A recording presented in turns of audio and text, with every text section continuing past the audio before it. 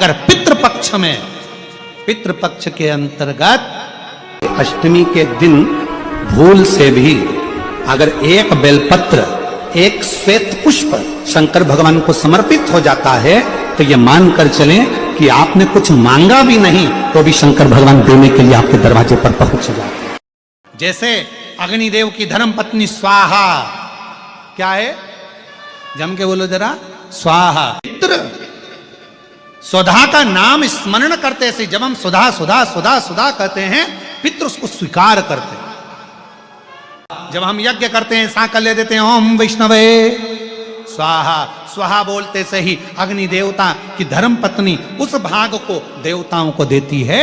उसी तरह तर्पण, तिलांजलि, पिंड तर्पण आदि के जितने भी हम पितरों के लिए कर्म करते हैं उसमें हम स्वधा स्वधा बोलते हैं। जब स्वधा बोलते हैं तो वो स्वधा पितरों को भाग देती है और पितरों से कहती हैं ये मेरा बेटा दुखी है, इसको ये तकलीफ है, इसको ये कष्ट है, तुम इसका ये कष्ट पितृदेव मिटा दीजिए, महादेव की आज्ञा है, इसको सही कर दीजिए। करते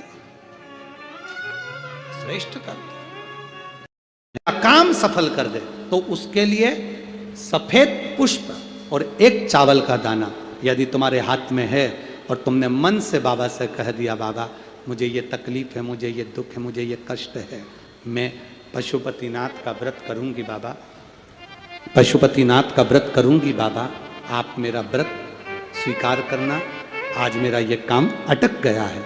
अशोक सुंदरी वाली जगह पर वो सफेद पुष्प और चावल का दाना समर्पित कर दो। व्रत आएगा जब आएगा मेरा बाबा पहले ही कल्याण कर जाएगा। ये शिव तत्व है। कल रविवार फिर अष्टमी तिथि है।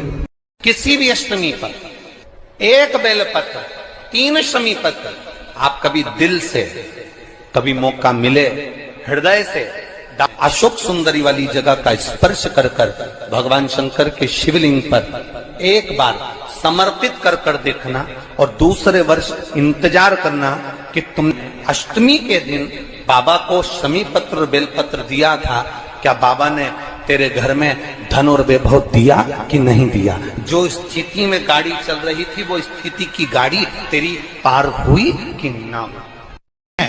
अगर पितृपक्ष के अंतर्गत यदि शिवजी के मंदिर में जाकर 1 लोटा जल, 3 चावल के दाने, 3 बेलपत्र पितरों का स्मरण कर कर सुधा सुधा सुधा सुधा कहकर पितरों के हेतु भी अगर समर्पित कर दो तो शिव उसको स्वीकार कर कर सुधा पितरों से कहकर कल्याण कर देती, दुख समाप्त हो जाता, कष्ट मिट जाता। हम सुधा सुधा सुधा कहते हैं।